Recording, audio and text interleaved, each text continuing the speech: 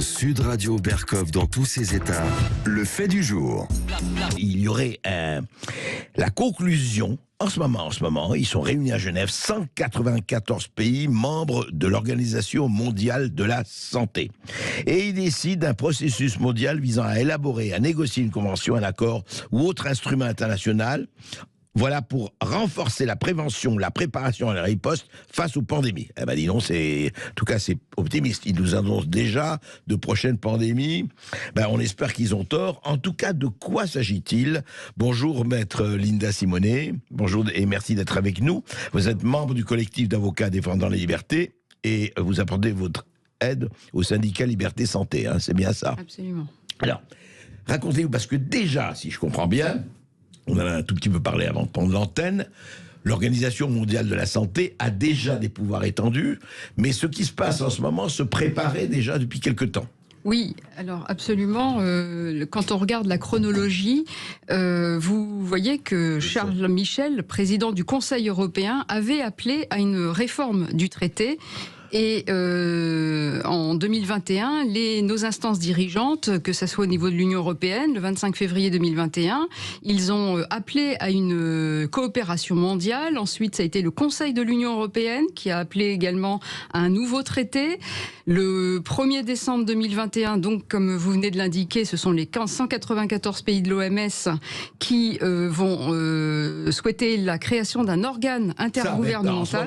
Voilà. Oui. Donc ça, c'est en ce moment. Donc, mais en décembre 2021, donc ils avaient souhaité la création de cet organe intergouvernemental qui s'est réuni donc là le 27 février et auquel vous faites allusion. D'accord. Alors, ça veut dire quoi très exactement? Parce que qu'est-ce que ça va ajouter par rapport au pouvoir déjà existant de l'Organisation mondiale de la santé, qui, je le rappelle, alors corrigez-moi si je me trompe, parmi les donateurs les plus importants, il y a Bill Gates, enfin la fondation Bill Gates, les Chinois, enfin il y a de très grands et généreux donateurs. Hein. Absolument, c'est une institution, agence qu'on dit hybride, dans la mesure où elle est financée à la fois par des fonds étatiques et à la fois des fonds privés, philanthropiques, dont le plus connu, Bill Gates, et donc on estime entre 50 à 60% des dons privés quand même, donc effectivement très majoritairement, oui, donc ça serait effectivement dans une large mesure.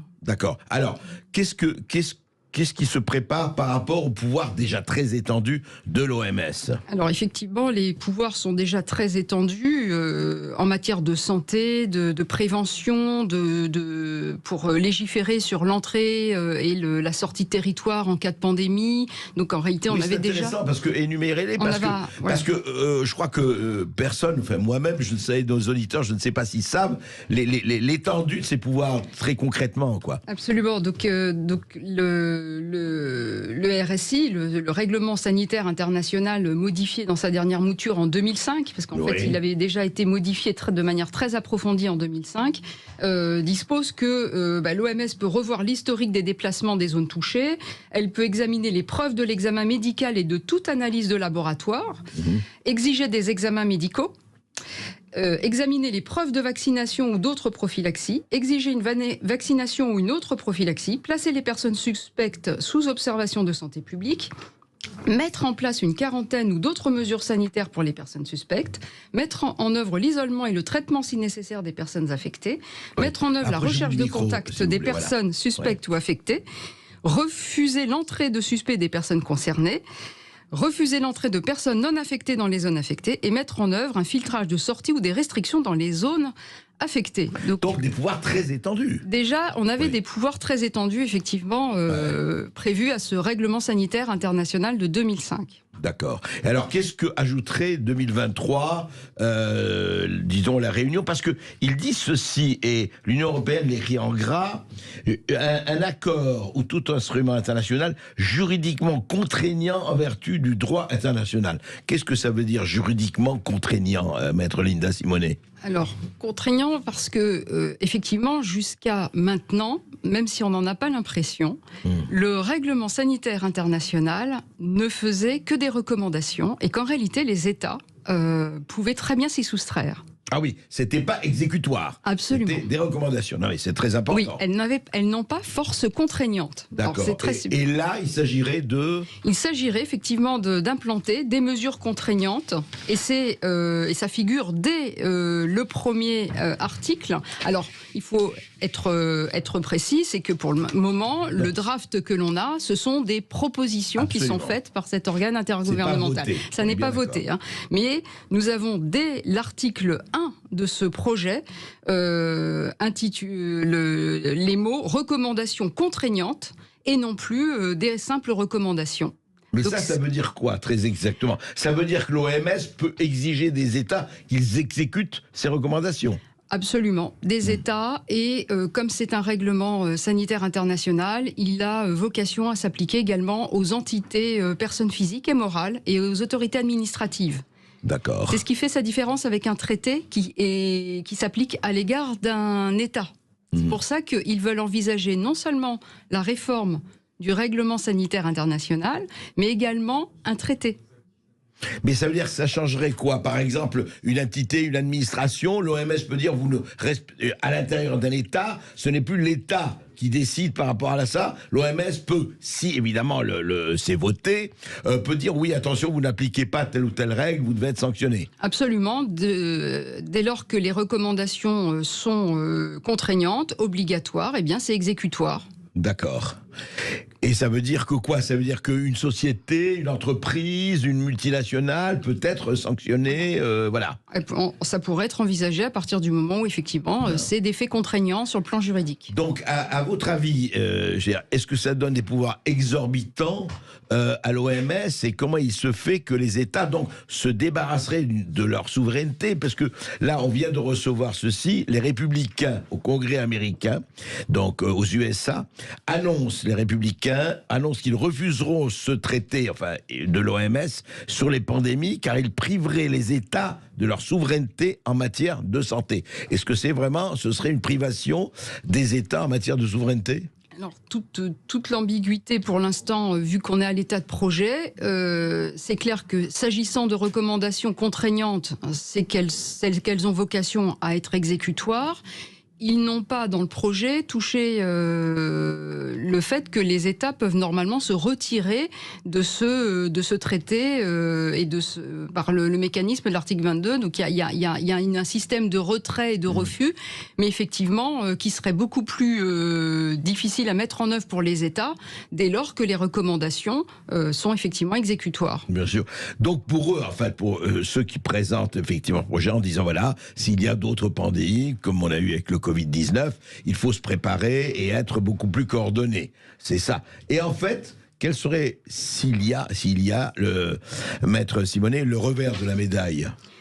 Alors, donc effectivement, la difficulté, c'est qu'on le voit aujourd'hui, on a quand même un système de santé qui est piloté de manière administrative et centralisé, en tout cas chez nous au plan national, qui a fait l'objet de vives critiques avec notre conseil scientifique.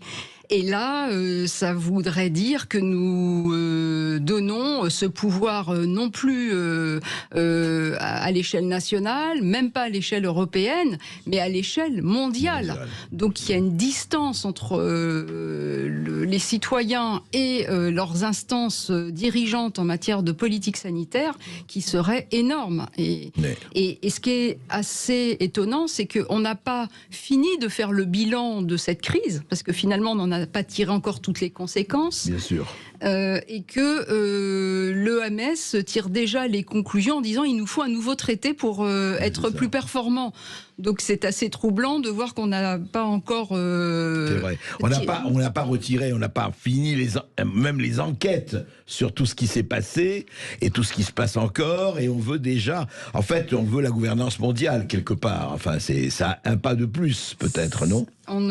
Ça y ressemble fort, puisqu'effectivement, on peut pas là effectivement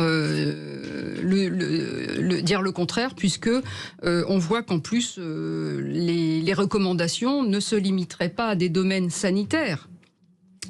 Elle donne des pouvoirs. Eh bien, on voit donc que l'OMS aurait un pouvoir en matière d'allocation de santé, c'est-à-dire qu'elle s'occuperait de la fourniture des vaccins. D'accord. Des diagnostics, des traitements. Vous voulez dire qu'il y aura encore des échanges de SMS intéressants? Peut-être que Tedros Adhanom Ghebreyesus pourrait être soumis aux mêmes pressions que Ursula von der Leyen, par exemple. On ne fait que des suppositions, bien sûr. Oui, vous voulez dire que les pouvoirs seraient très étendus. Très étendus, donc pratiquement le directeur général a effectivement le pouvoir de déclarer non seulement une pandémie quand il y a des éléments avérés, mais également, ils ont fait entrer le concept de potentiel impact. C'est quoi le potentiel impact? Eh bien, justement, c'est une notion très floue et que donc on ne sait pas ce que c'est et que le directeur général, tout seul, même s'il a un comité d'experts, mais qui est quand même choisi à l'intérieur de l'organisation, peut décider de recommandations sur un potentiel impact. Nous estimons que c'est une pandémie, nous estimons qu'il faut faire ça et ça et ça, etc. En fait, c'est un pouvoir presque absolu, quoi. C'est très flou, oui. Ça peut devenir absolu à partir du moment où il n'y a aucun encadrement, ni juridique, ni de définition sanitaire. Et pas de contre-pouvoir si c'est voté, c'est ça? Pas de contre-pouvoir, il n'y a aucun mécanisme de contre-pouvoir qui n'est prévu à l'intérieur de... Intéressant, donc, intéressant. Et ce serait le vote est prévu, enfin si vote il y a, est prévu pour quand, Linda Simonet? Alors nous sommes donc pour l'instant à l'état de projet. Il y a ce qu'on appelle un rapport d'étape en 2024 lors de la 76e assemblée de l'OMS. Voilà, de l'OMS, il y aura un rapport d'étape. Donc le projet devrait être quasiment finalisé et il est prévu pour être adopté lors de la 77e assemblée, c'est-à-dire donc en 2024. En mai 2024. Oui, donc demain, quoi. Enfin, dans un an. Ça va très vite. Ça va très vite. On a vu qu'en fait, ils avaient démarré dès 2020. En pleine pandémie, en pleine guerre d'Ukraine, ces modifications de règlements sanitaires. Pendant la pandémie, pendant la guerre d'Ukraine-Russie, le processus continue. Voilà. C'est ça, et augmente. Il était bien en cours. Eh bien, écoutez, à suivre. En tout cas, merci beaucoup, Maître Simonet, pour tous vos éclaircissements. Je crois que, franchement, c'est à voir. Notre santé, c'est quand même un des éléments les plus essentiels. Qui va diriger? Est-ce que ce sera un gouvernement mondial, un pouvoir mondial ou pas? À suivre, mais toujours, restons vigilants.